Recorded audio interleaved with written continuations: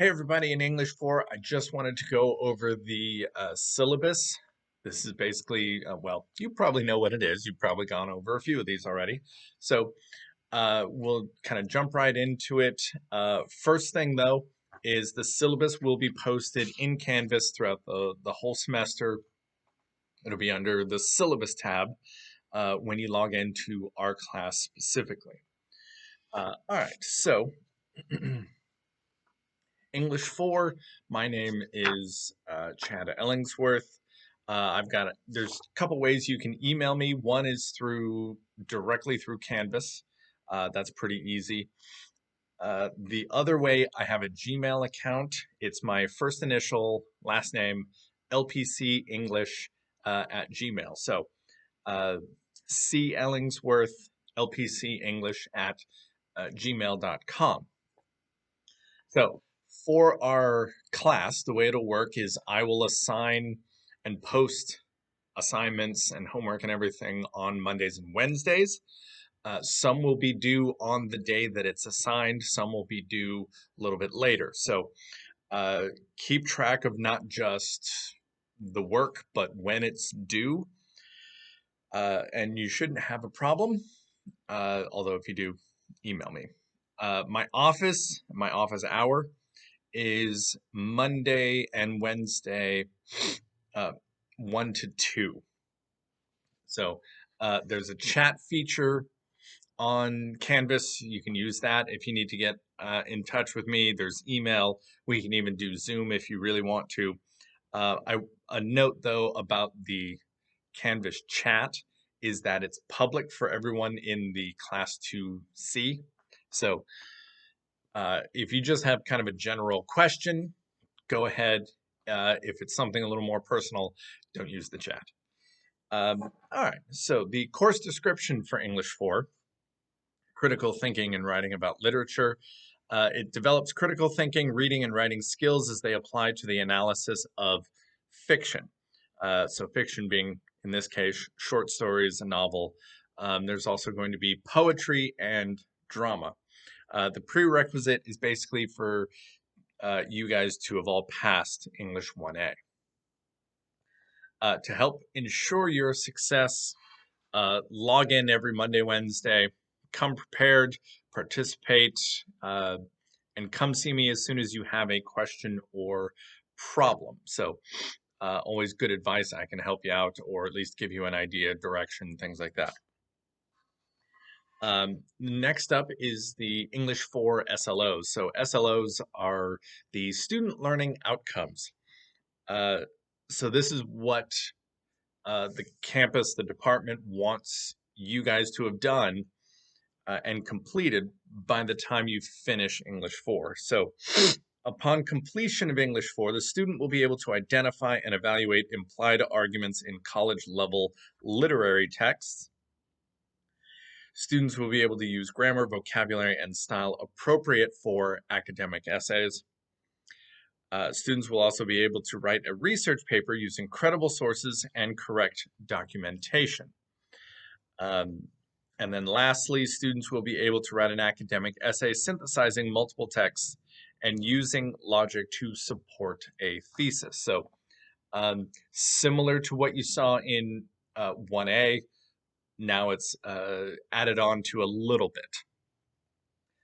All right, next up is the coursework. So, of course, in your English class, you're going to have reading and writing.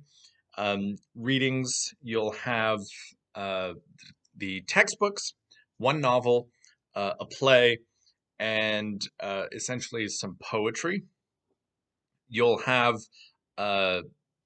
discussions. You'll have small group work discussions, and then some peer work you'll have to do. I also occasionally sign quizzes, not often. I usually do that, well, out of spite. If I feel like the class as a whole is not doing the reading, then I will start assigning quizzes after each or some of the reading assignments. But for the most part, you've got the essays, and then you'll have the other thing, which is the short reading assignments, which is mostly a reading journal. So I will assign a chapter or page range, and you'll go home and read it. I would like you to write your reaction, at least a reaction. Um, I'm usually pretty lenient on what exactly goes into the reading journal. We can talk about that a little bit more when I assign it. Um, but that will be assigned with every reading assignment. So reading and writing almost every day. Maybe the first day is the exception. And then finally, most of your grade will center around 4 essays. Each essay will have a first draft and then a final draft, and they get points for each of those. Um, all right, all pretty standard and basic stuff. The required texts, the first one is Catcher in the Rye. That to me looks backwards. But there's several different editions of, I think, almost every one of these. Certainly with Catcher in the Rye, certainly with the next book. The editions vary only slightly, so any edition you get, as long as it's kind of more modern, you should be good. This is the kind of orange and yellow one.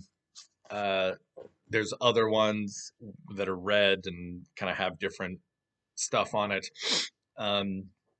Like I said, any one of them is fine as long as they're fairly modern. The next one, and actually it's the next one listed on the syllabus, but it's actually the first one we're going to be using, which is 6 Degrees of Separation by John Gare. This is a play, and as I said, we will start with this one. We'll go over kind of how to read plays. It's different from certainly reading a novel. I'm sure you guys are used to reading things like the novels. So we'll go over that. This will be the first one, like I said, that we'll tackle. So if you're on a budget, this one's first. The last actual textbook will be the one for your writing and your grammar and style and all that stuff. And this is a writer's reference. This one also this is the 9th edition. This one also has several other editions, and I prefer the 9th edition, but if you don't get it, that's okay. That may look familiar from the one you used in English 1A. It is the same. So if you still have it from English 1A, that's, you can certainly use that. So those are the required books. The suggested books, but not required, really just a good dictionary, whether it's paper or electronic.